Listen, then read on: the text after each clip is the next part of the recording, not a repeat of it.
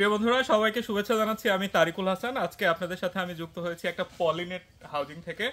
এখানে আপনারা দেখতে পাচ্ছেন কি সুন্দর একদম সবুজে ঘেরা। এটা একটা পলিনেট হাউজিং। এইটা হচ্ছে নলডাঙ্গার ফাগুড়দিয়ার এলাকার, মির্জাপুর দিয়ার এলাকার হচ্ছে ইলিয়াস শেখের এই পলিনেট হাউজিং। এই পলিনেট হাউজিং এ তিনি এখানে ফলজ, বনজ, ঔষধি নানান বৃক্ষের চারা উৎপাদন করেন। এছাড়াও এই পলিনেট হাউজিং এর পাশেই তার কিন্তু রয়েছে বিশাল এক নার্সারি। সেই নার্সারিতে কিন্তু প্রায় 200-র অধিক বিভিন্ন ধরনের গাছগাছালি চারা তিনি কিন্তু পরিচর্যা করেন।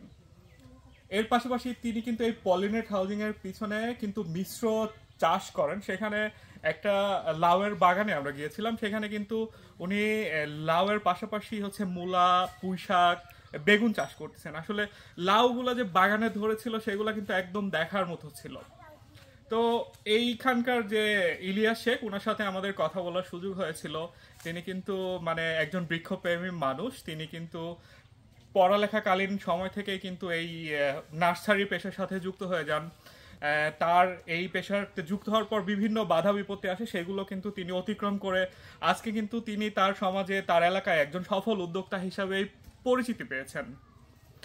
তো এই এলাকার মানুষ কিন্তু তার এই সফলতা দেখে তার কাছে আসেন, তার কাছে জানেন, শোনেন এবং বিশদ জ্ঞান নেন যে কিভাবে তারা এটা শুরু করতে পারেন। বিশেষ করে যারা বেকার আছে, পড়ালেখার পরে যারা হচ্ছে কাজ করতে পারছে না বা হচ্ছে কোনো সুযোগ পাচ্ছে না, তারা বিশেষ করে আসেন যে ভাই কিভাবে শুরু করব, কি কি করতে হবে, কত টাকা লাগবে ইত্যাদি বিশদ বিষয় কিন্তু তিনি তাদের জানিয়ে থাকেন।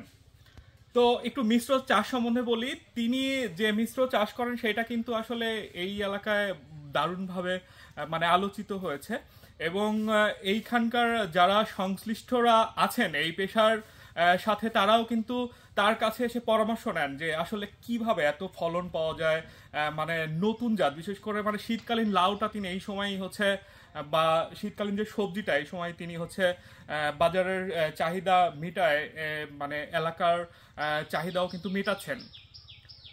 তো আমরা কৃষি বিশেষজ্ঞদের সাথে কথা বলার সুযোগ পেয়েছিলাম। তারা কিন্তু জানিয়েছিলেন যে এই মিশ্র চাষের কারণে যে জমি থাকে, জমির কিন্তু অল্প জমিতে কিন্তু অনেক বেশি চাষ করা যায় এবং খরচ যেটা সেটা কিন্তু কমে যায় এবং সব দিকে মিলায় তার লাভের পরিমাণটা অনেক বেশি থাকে।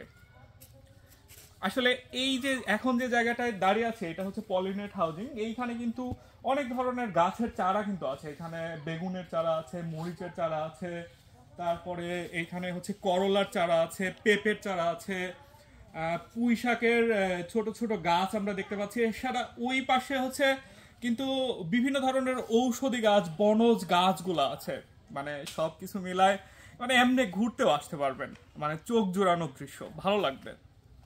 আর যে সহযোগিতা, যে পরামর্শ এখানে যে কারণে আসবেন, উনি যেটা জানাবে সেইটা হচ্ছে মানে আরো বেশি মানে আকর্ষণীয় মনে হবে। আমাদের পাশে আছেন, একটু আসেন, একটু কথা বলি। শুভেচ্ছা ইলিয়াস শেখ সাহেব।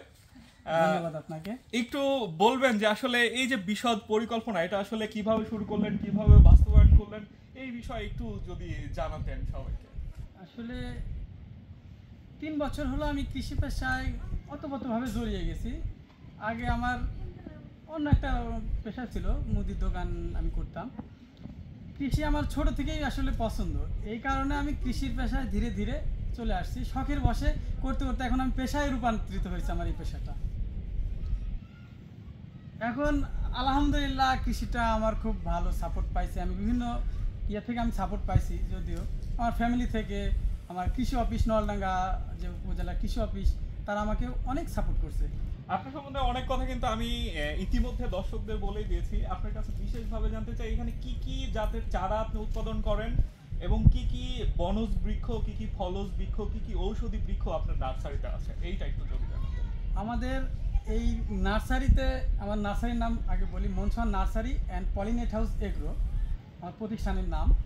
এখানে আমরা চিন্তাভাবনা আছি যে যত ধরনের চারা আছে আমার কালেকশন করার চিন্তা ভাবনা আছে, যে মানুষ মানে যত ধরনের চারাই হোক আমার কাছে আসলে যাতে ফেরত না যায়, আমি সেই পরিকল্পনা নিয়েই আমি এই কাজটা করতেছি। এখন বর্তমানে আমার কাছে ফুল, ফল, ঔষধি, কিছু ইনডোর, আউটডোর সব ধরনের আইটেম মানে যতগুলো আইটেম আছে আমার কাছে সব ধরনের চেষ্টাতে আছি আমি।